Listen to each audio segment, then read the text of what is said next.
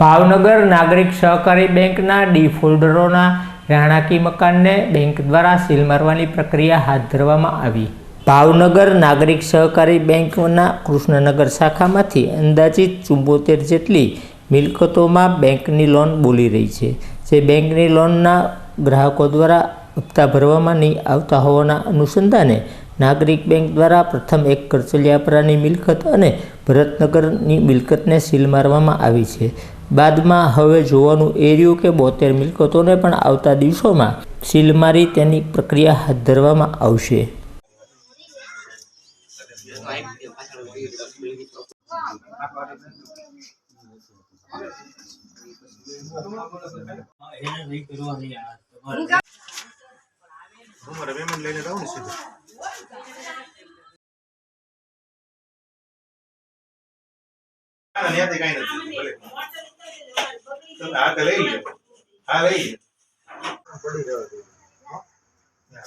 Hello जोशीभाई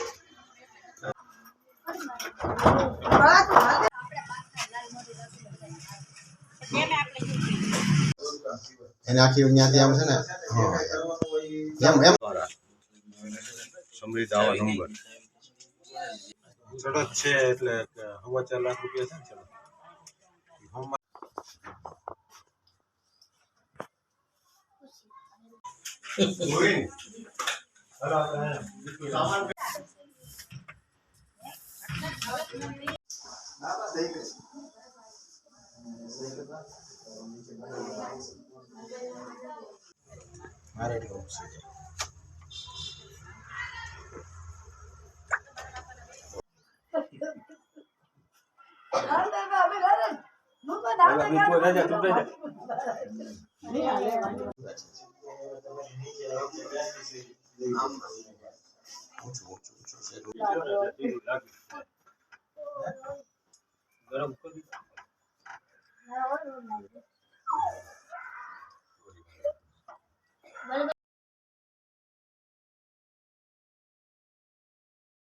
આજરોજ ભાવનગર નાગરિક સહકારી બેંકના બાકીદારો એવા શ્રી ભરત સોમજી ચૌહાણનું જે 60 ફળી અને કરચલિયાપરામાં આવેલી મિલકત હતી એમાં ઘણી રકમ ચડી જતા અમે આજે એને સીલ મારવાની કાર્યવાહી કરી છે અને તેનો એક પાર્ટમાં અમે સીલ મારી દીધું છે।